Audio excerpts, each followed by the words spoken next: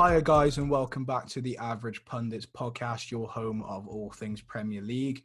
Again, a very interesting, very debatable, very, critical topic that we will have coming up for you guys. Little first thing to get into. Thank you. Obviously, we are now on 100 subscribers. We've done it. We've reached our end of year goal nice and early. So thank you so much to everyone who contributed to that, because it genuinely is phenomenal. And it feels really good that we've worked towards that. I know Reese is just as elated. As always, Reese is joining me. How you feeling, mate?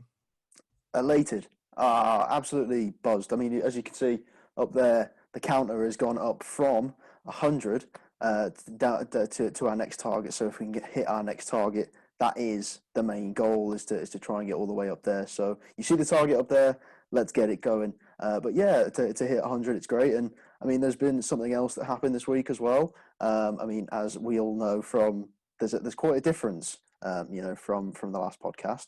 You're older, Joe. Yeah. You're 21. Happy. Did you have a good birthday? Yeah, it was good, mate. From what I can remember of it, it was decent. And also, your baby face now.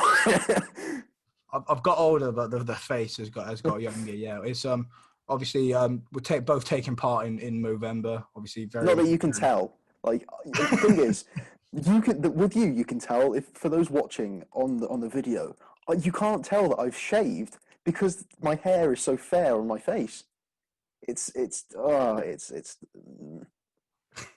I was gonna say, well, now we've seen each other in person. We've seen that the facial hair is well and truly gone. Yeah. So we move. It will be growing back fairly soon. We're also so we are we're raising money for charity this month. Reese is cycling every day. I'm running every day, as well as trying to grow a mustache so we can both look like mugs on camera for the foreseeable. So if trying is the big key there for me. Joe, I have the faith in you to pull the entirety of the weight here. We'll see how it goes. The big facial hair flex.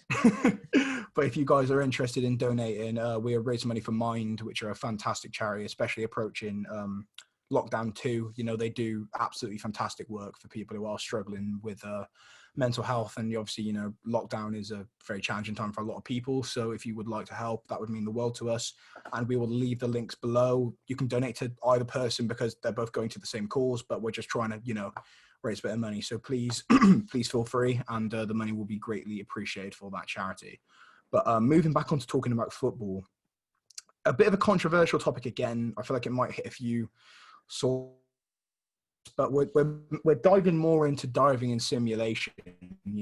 Excuse the pun. I didn't even mean that. Then diving into diving, but we're talking about diving and simulation in football. Something which has been quite a prominent conversation, I think, within the last 20 years in football. It's you always hear older football fans kind of saying, "Oh, never in my day. That was never a challenge," and football's going soft.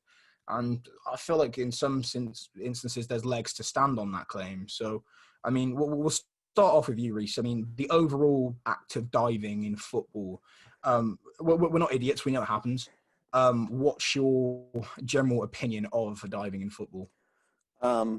As someone that loves the game, loves the fast flowing game, you don't want stoppages in football. That's something that you don't want. And when someone does fake an injury or does in fact dive to gain the advantage, it's a horrible offence, really. Simulation is the term given by FIFA for gaining the advantage, faking an injury or falling to the ground once contact been made. And referees fall for it so easily now, and I think it is part of the referee to try and determine whether there are dives and whether it is a foul. I think the referees are being taken for mugs nowadays, and I think it's time that the referees try and learn, the different tricks that players use now to gain the advantage. And I think it's only a matter of time before that happens. Yeah, I mean, I think the argument there at the moment is like you kind of touched on it, is, are the referees doing enough and are they being vigilant enough? But it almost feels to me personally like some of the referees in the Premier League are scared of their own shadow. So it's kind of like, they're reluctant to pull the cards out. They're reluctant to call offences where they actually are on the pitch in order to keep the pace of the game flowing. And to an extent, you want to see an open game. You want to see play resuming. But at the same time, if it means that blatant, blatant offences on the pitch happening, then it's kind of hard to excuse. There's only so much free flowing game, that you can watch to an extent without there being an incident. And we have VAR. We've already touched on VAR. If you haven't watched the podcast, it's a couple of episodes ago now, but go and check that podcast out. But excuse me, but VAR is in place to catch these things out, and obviously, but the referees on the pitch have absolutely years of Premier League experience, most of these guys, and years of experience of managing in other leagues as well, other competitions, other tournaments, and they would have come across some extremely, typical characters who are known for doing this kind of thing on the pitch. But we'll touch on a few of the main offenders in the Premier League in a bit, but we'll go through and talk about some kind of the notorious divers over the years. And allegedly, it's up to, people's opinions, but I think a few of these are kind of hard to disagree with, Yeah, definitely. I think this is going to be some sort of debate that I think you might have a bit of a stir on some of them, but I think even the ones that are part of your team, Joe, you can't exactly deny. But let's start with my team. We'll start with Liverpool. Okay, the man who was known for diving a lot over the period while he was at Anfield, not a current Liverpool player. The man whose infamous celebration against Everton in front of David Moyes, spun a few fans. It's Luis Suarez. Now, I think he's one of the Premier League's most notorious divers, in my opinion. What do you think? I'd say in history. I'd say in the terms of the game in European football history. Throughout all the leagues he's played in. He's played in Holland. He's played in Spain for obviously a significant amount of time, and also playing his trade in the Prem. And he's been notorious for doing it wherever he's been. Even on international duty, there's issues with Luis Suarez. But aside from the biting and the less than politically correct language, which have kind of followed him in moves where he's gone to go and play for different clubs, the diving has been the thing that's been the most consistent. And I feel like, the whole act of the diving or simulation, kind of the over-exaggeration to win these challenges, the argument there, like, for the greater good of the team, we're trying to do it to get the set pieces, and we need to do what we do, everything to win. But when you're jeopardizing the integrity of the game and also yourself as an honest player, because Luis Suarez is an absolutely fantastic footballer. I mean, he's still doing it now at Atletico Madrid. But he's been extremely consistent throughout all of his career. He's been a very good player. And I feel like you keep this kind of stuff up, it's just tarnishing your reputation. You're the one who's going to suffer from it.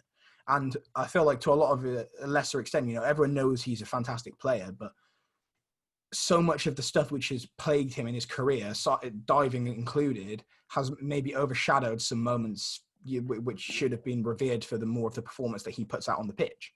So I think Luis Suarez is an absolutely prime example. I mean, and as a fan of the player when he was at the club, and he also did an awful lot for Liverpool, lest we forget, he was a fantastic. This week out, was at any point, was it frustrating? Yeah, it was always frustrating with Luis Suarez. I mean, whether he was, it was just always like, when Suarez was a part of Liverpool, it was around the time we were in high school, and that's when banter and football talk is at its highest.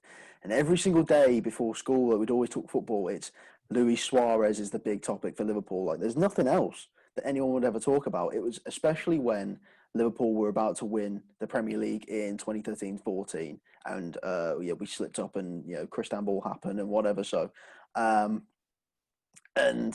it was around that time, that the whole diving thing was being made prominent. I mean, it'd been noted before, but a lot more eyes were on Liverpool as they were making this title surge. I think it really started to become a problem. But it was really disappointing to then not win the league, and it's always been like, Suarez was the diver. He was known as the diver, and not the guy that brought any trophies to Liverpool, which he didn't really. I mean, what did we win? A Carling Cup, maybe. That's about it. I think that was before his time, anyway. I think we won it under Kenny Dalglish, who did in fact sign Suarez. So I think that he won one trophy, because I remember Andy Carroll scoring. But I can't really remember. But even still, it was very. The thing is, he even dived when he bit Chiellini because he bit him, fell to the ground, started holding his mouth. I just think that Luis Suarez is a very frustrating character, and it does overshadow his talent because he's a very, very good player. One of the most naturally gifted strikers I think I've ever seen. Genuinely, some of the goals he scored and some of the things that he can do with the football, his vision as well, brilliant. Really well-timed runs. He wasn't always a speedster, but he knew how to turn on the burners when he needed. But like you said, sometimes it's very prominent that it does overshadow the player. I mean, that's just the first example we've got. I mean, we have some more. Yes, I mean, I think you'll find a common trend that they're either strikers or wingers that turned into fullbacks. So this one, bit old school Premier League player, a player that didn't really stay too long, came under, showed his talents when Roman Abramovich first took over Chelsea. Some very good dribbler, and then went on to make his name in the Bundesliga with Bayern Munich, winning many trophies.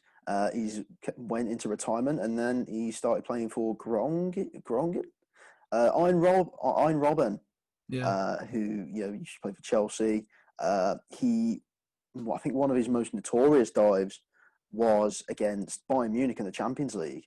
I can't remember what season it was, but I remember there was a lot of backlash from former manager Arsene Wenger about it. He wasn't best pleased about it. I mean, rival clubs, you're gonna bark up that tree the first chance you get. So, thoughts on Iron Robben being on the list of notorious divers? I mean, again, it's a sad case, isn't it, of just an absolutely incredibly gifted player playing for some of the biggest clubs on the planet. Obviously, most synonymously, you do just link him to Bayern. But obviously, he did have a career at Chelsea and Real Madrid before this. He was still prominent at other clubs before he got that Bayern move. But during his tenure at Bayern, and certainly just there were glimpses before it, he was notorious for it. He was absolutely notorious for it. Week in, week out, it would be Iron Robben diving. And I would maybe go as far to say he's probably the most famous for diving. That might be a controversial statement, but I honestly think if you consider his time, because we were growing up in like the prime era of like Robben's career at Bayern. And I feel like it was every other instant you'd see a video of him or a clip of him on YouTube, or you'd see like highlights of the Champions League, you'd be watching games, and he would just be synonymous with diving, even on international duty. So I would say, again, an absolutely fantastic player, but 100% as guilty as a party as Luis Suarez, or more guilty, in my opinion. Yeah, definitely. I think he's probably top three as most synonymous divers.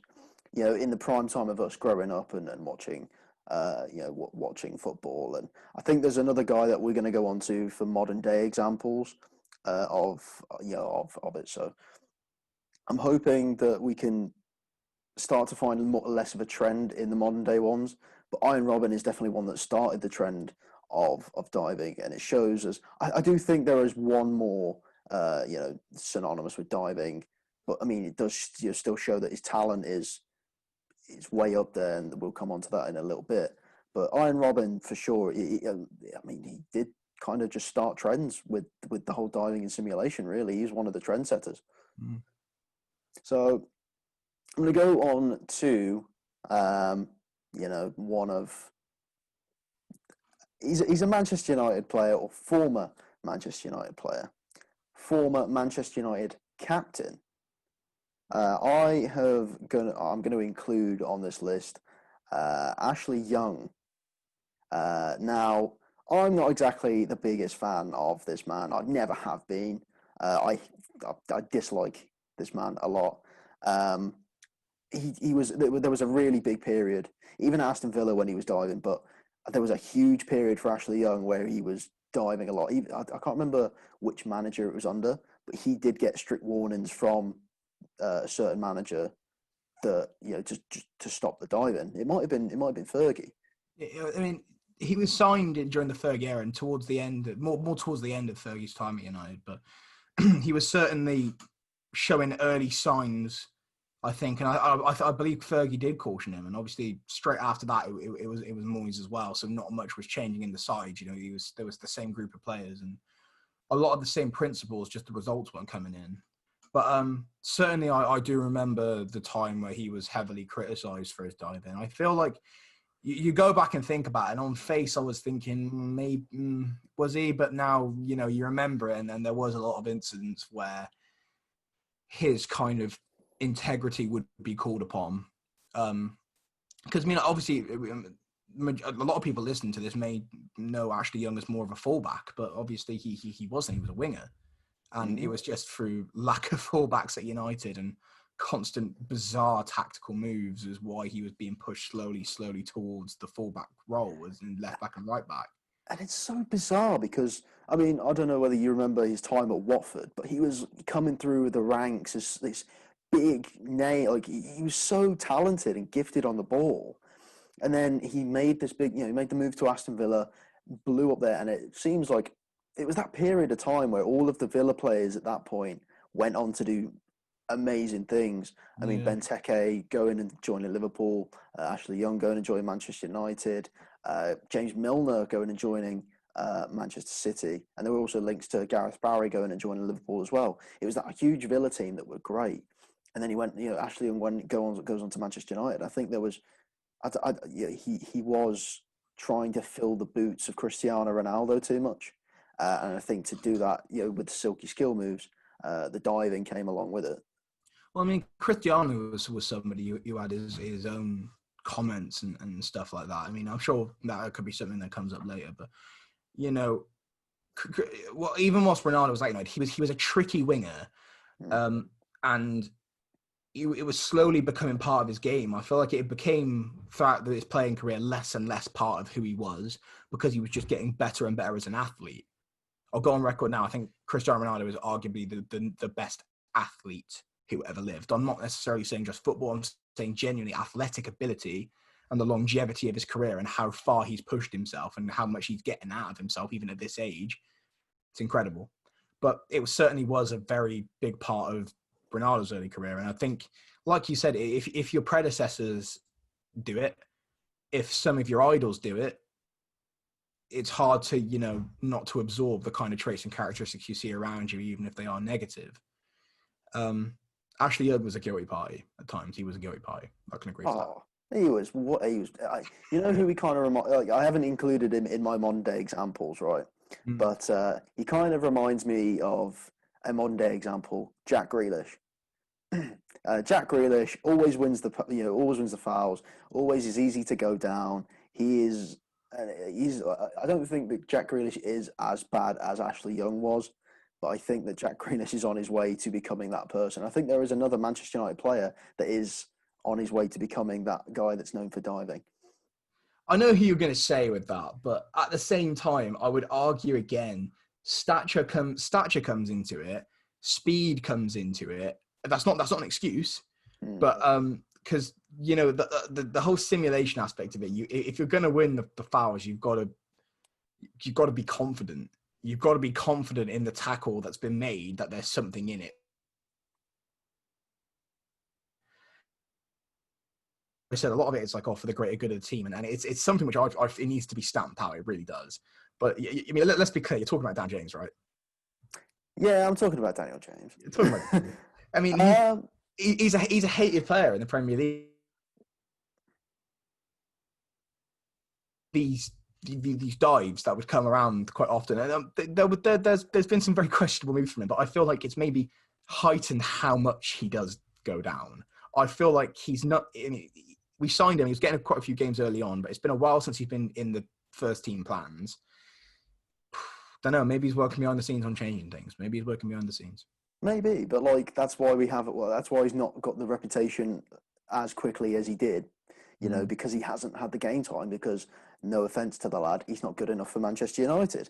Let's be fair. He should be spending the time out on loan before the window's shut. And Ollie did a disservice to Dan James by not allowing him to have the game time because he's not good enough for Manchester United. He should have had the experience beforehand, maybe gone to a team like Leeds before, jumping the ship, and maybe gone out on loan in the Premier League before jumping ship to Manchester United.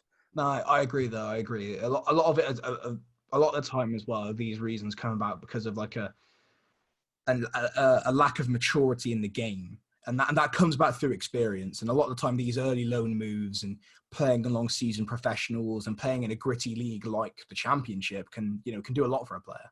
But no, I totally agree. Totally agree. And yeah, we briefly touched on him before in this anonymous one, so we'll go back to him. Cristiano Ronaldo is my final sort of. This is kind of like the Mount Rushmore of Premier League diving synonymous guys, and Cristiano Ronaldo is at the forefront.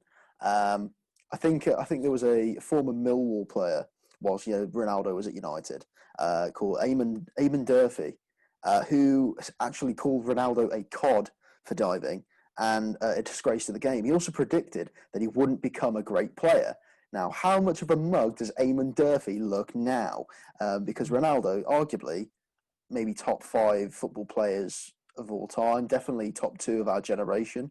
For me, I wouldn't agree best athlete ever, but because there are other sports around. But for football, in the history of football, I would say he's the best athlete footballer of all time.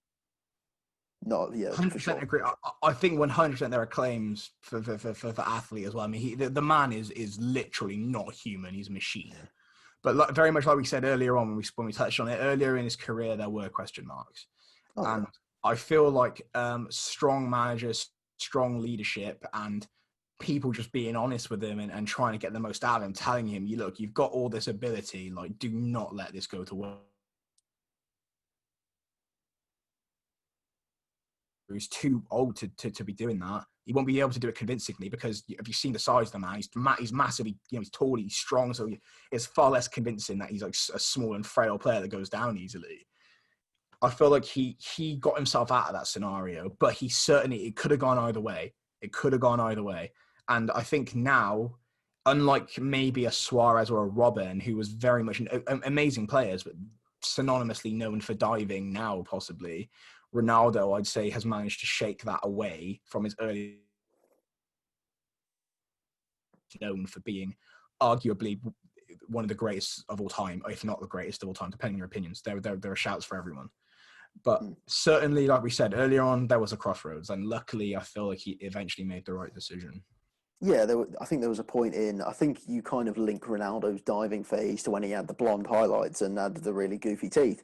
But then I think there was a time where he did get a lot maturer. He was playing Champions League football. He hit that shot against Portsmouth and, my word, what a free kick. And I think that's the point where he started maturing. He became a phenomenal player for United, won Ballon d'Ors, made the move to Real Madrid, tore up La Liga, he is staking his claim to being one of the greatest players of our, definitely one of the greatest players of our generation. I mean, there's always the argument with him and Messi, and I think that they both took different routes to where they are now. One was gifted with the dribbling ability. The other one worked very hard in his leg power to get those free kick muscles. Ronaldo, there's no denying his talent. Let's be honest. Him in the Premier League was always great to watch. And I mean, he was the one that was teaching, Jesse Lingard. All he knows in that Manchester United documentary where they were showing the skill moves. Very true. That's what Lingard gets me. That's what Lingard gets. He's an absolute baller. That's why he's acting like a child. But the main reason why this topic's come about, obviously, the football over the weekend that was played. A lot of interesting, non-interesting results, and a United loss. Again, not really too surprising. That's maybe a conversation for another episode. But 3 calls for possible dives and simulations. One with Callum Wilson, one with Harry Kane, one with Mo Salah. All 3 incidents, quite a heavily spoken topic online and on a lot of live radio as well over the weekend. All 3 very, very good Premier League players, and they're all in very good form at the moment, Kane, Wilson and Salah respectively.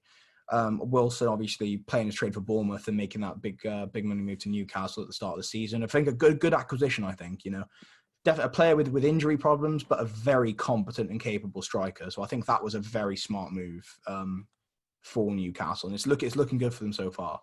And then obviously Salah and Kane could be in some of the best form of his life at the moment. If for more further reference, check the episode last week.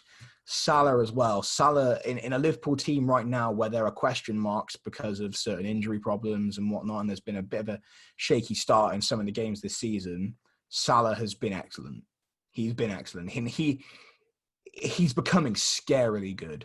I wouldn't be surprised at some point to start seeing him in colossal record books in the Premier League. I think he is actually getting to that stage now where he's becoming almost untouchable. But diving was in question. I don't know what you think about these big players and having these claims thrown against them, because Harry Kane is the England hero, isn't he? He's the one of the most liked players in the country. You've got Salah again, who I think is one of the most respected players in the country because it's just his undeniable talent. And Callum Wilson as well, just a very respectable player. I think he's pretty vanilla. Not many people hate or dislike, Callum Wilson. He's just a decent Premier League footballer. But what can this reputation do to tarnish these careers, do you think, especially for Kane and Salah?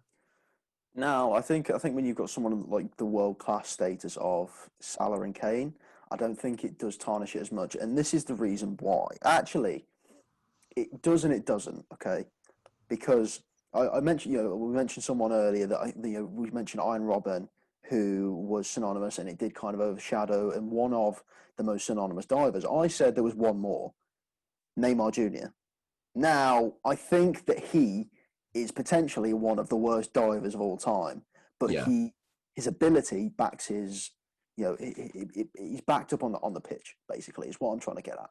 And I think Neymar is one of those players that is world class, but also dives, and I think his diving is overshadowed by his talent. It's definitely not overshadowed by his trophy cabinet, other than Ligue 1 and La Liga. But it's kind of where Neymar is. I think is where Salah and Kane want to get to when they make that transition there. I think they're all at similar levels in their careers. Basically hitting their peaks, and I think that they don't want to get into that bit where they're like having to dive, because it can destroy reputation, and then they start to lack confidence, and then they stop scoring goals, and they start declining sooner because they're not playing as well as they're expected to.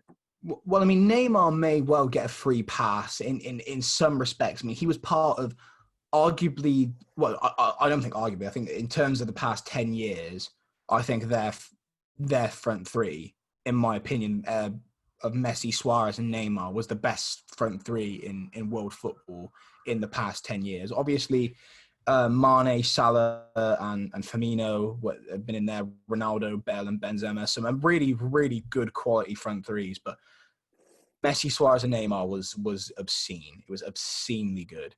And I think that whilst Neymar was at Barcelona, again, he was synonymous with the diving. So it was still there. It was there for Brazil. It was there from very early on with Barcelona. But like you said, he is an amazingly talented player. But I'd almost counter it. I'd say his diving is a lot of the time what he's known for. And he's playing in a league which is below him. Yeah. It's below his talent. I feel like the Premier League, I mean, we've said it before, we said it again, if you think you've got the talent, try and get a move to the Premier League. We'll see how you do in the Prem. And I think he'd fare quite well, but also he's dealing with a lot of players that have, just come up from the Championship, a lot of gritty defenders. I mean, it was only at the start of the season, Timo Werner gets a huge move to Chelsea, and he says in the first game, I think it was against Brighton, wasn't it? He was like, I wasn't expecting to have like Lewis Dunk and like Ben White to be that prominent on the pitch. And I'm thinking, these guys are no-nonsense, tough defenders. They're good players, otherwise they wouldn't be in the league. And, this is the kind of stuff that you're going to have to be playing against week in and week out. And that's a if not world-class, borderline world-class striker in Timo Werner. When he's fit and flying and he's in good form, he's excellent. And he's having a hard time. I think Neymar, as a tricky winger, you've got like Saint-Maximin, you've got Adama Traore. These are strong, quick, skillful players. And a lot of the time, you've got to go in hard to get these tackles on him. So I think Neymar, would be flopping all over the pitch if he was in the Prem. Yeah. So I almost would counter it. He's an absolutely phenomenal player, very gifted, but I feel like his diving, for me personally, is what he will go down for ever since he left that MSN trio. Yeah, yeah, When definitely. monster contract, was the face of PSG, and then here comes Mbappe, and now he's kind of taken a bit of a back seat, which you just know he hates. You wouldn't say it, you just know he hates it. And Oh I yeah. feel like in world football, I feel he is kind of the world's, maybe at the moment, the poster child for it. Oh, 100%. I mean, you type in Neymar and you sort of see um like I think when you type in Neymar on Google, one of the first five is diving. And Yeah. I think that does come with it. And I think that you're right, if I'm being honest. I've sort of switched my stance on it. If Neymar was to come to the Premier League, I don't think he would be as good as a Harry Kane or Mo Salah. Yeah, I Controversial mean, opinion, like, but I think it's true. Mo Salah, he was in the Prem before. It didn't work out. He goes over to Italy. He makes a name for himself at two different clubs in Italy. Comes back to the Premier League in a big money move, and everyone's kind of a bit like, okay, seen him in the Prem before, not too convinced. Was good in Italy, but we'll wait and see. Finds the form of his life for like 4 or 5 years now at Liverpool, and like the 3, 4, 5 years, and he's been absolutely exemplary. And, same with Kane. Kane is an absolutely phenomenal player, a great striker. I reckon he'll probably end up surpassing Rooney. I think he'll probably end up surpassing Shearer's records individually for England, I'd say. I think he could well end as a Premier League giant in terms of the top scorer leaderboards. But this reputation of being a diver, you never want it to overshadow the talent of the player. And I feel like maybe Salah, in my opinion, is more of a guilty party, but maybe because of the speed and because he is a winger. But, I think a good way to end this, personally, I think one of the worst things that could happen was for their reputations to be tarnished. How do they save their reputations, Reece? And how does the Premier League ensure going forward that we are tackling diving and simulation and trying to find the just punishments? Because I know we were talking about the punishments, and what on earth? So yeah, so the answer to your question of how do they save their careers? Stop diving. It's not good. If you want to get not be known as a penalty merchant, stop diving to get them, and then you can stop being called a penalty merchant and scoring 15 a season.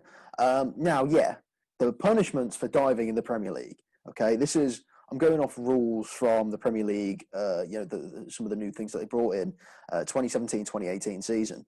I don't think there's been many changes to diving since then. I know that diving is a lot more prominent to actually see and rule out with VAR, although it's not. So basically, if you're found diving, or if you're caught for simulation, you should get a booking. Really, that's a lot, and I think the most you might be able to get is a 2-match suspension if simulation is bad. Like, I feel like there should be so much more for repeat offenders of diving that Yeah, they should be reviewed after the game. Get in the studio. Like, not all decisions have to be made afterwards, because let's compare this to other sports. Okay, yeah, it's not in England, but we'll go over to America and the NBA, because that's the sport I know the most. So the first offence for as they call in the US, flopping, is a warning. And the fact is, with all these offences, they get reviewed after the game as well. So if it's a genuine flop or dive, they will call it after the game. A second offences, for second, third, fourth, and fifth, just fourth, sorry, fourth, 2 to 4 offences. That's 5,000 per flop. And then for the fifth offence, 30 grand fine and suspension. and now, is that to the player or is that to the club? That's the player. Wow. So that's the big incentive to not dive in the NBA. Whereas in football, I'm going to get a yellow card, but I'm also going to, there's also a chance I'm going to get a penalty out of this. Yeah. Instead of, I'm going to get, there's a potential I can get $30,000 fine. opposed to, I don't know, it's not really worth it. Whereas, like, in football, there are different rules. I get that. There's more incentive to dive because the stakes are a bit. There's not a basket. There's not a goal scored every second type thing. Yeah.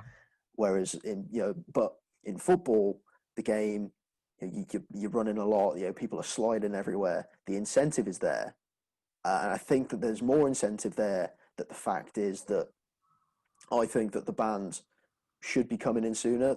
The dives after the game should be reviewed. If there are claims I think claims should be made by teams as well. Yeah. Teams should be making claims against these players to be like, okay, this is a dive. A lot more claims should be done behind the curtains, and then it should be decided by a board of the FA, I think, anyways. I mean, I think as well, a lot of it's got to come from internal, hasn't it? The managers have got to be kind of stomping this out, because at the end of the day, they win a penalty, they win a free kick, happy days, and they get away with it. And after the game, their question is like, oh, I didn't see the challenge, it'll be something we look at, and they all tiptoe around the situation. Whereas the opposition manager is fuming and tearing his hair out on camera. But, if it's coming from the top down, when on the flip side of that, if they do get found guilty, that's negatively affecting your club. If it is a player the size of Suarez or Kane or Salah or Neymar, these big names, your team can't afford not to have those players playing and being in good form, because they are the difference makers. So I think a lot of it as well, for me, I totally agree with where you're coming from. And I say a lot of it as well, it's got to come from the top down. It's got to come internal. But unless there's a campaign to stomp this out of football, which I feel like there's been various things over the history of the Premier League trying to look at it more, but it's clear it's not working. It's still prominent. It still happens. And I think what we've looked at and analysed today is that stuff needs to change about it. And that's a lot of the stuff that we are trying to dictate on this channel. We're trying to start a dialogue. We're trying to get interesting topics on. I feel like diving and simulation is as prominent now as it was, when it first started becoming prominent like 20 odd years ago. So it's, at the moment, it's still hot. It's still interesting. And we still want to know people's opinions on this. And obviously, Instagram, Twitter, Facebook, YouTube comments, we're accessible everywhere. Twitter, Pundits Average, as always. Instagram and Facebook at The Average Pundits. Our business email, theaveragepundits@outlook.com. If you want to inquire to come on the podcast, we are always looking forward to having potential guests on. Looking forward to getting some new guests soon in the near future. We are very much hoping. But again, an interesting topic, and your opinions would be greatly, greatly, greatly sought after. If you're watching on YouTube, please do like and subscribe as per usual. Check the sub counter up at the top. That's what we're aiming for. But a massive thank you once again for helping us get to where we are now. You've also got our links to our charities below. It doesn't matter who you donate to, but we are both in the process of trying to do something good. So if anyone has a spare couple of coins available, we would really, really appreciate it for a fantastic cause. But Reece, thank you for joining me as always, mate. It's a pleasure. And I'm in high spirits at the moment because as of recording, Liverpool have just beaten Atlanta 5-0. So, and also, Firmino might be benched for the foreseeable future because Jota's just scored a hat-trick. Happy days! As an ending note, he is phenomenal. And I think we might have to have a very much of a Jota conversation very soon on the podcast. Please. But thank you as always, guys, for watching, and we will see you next time.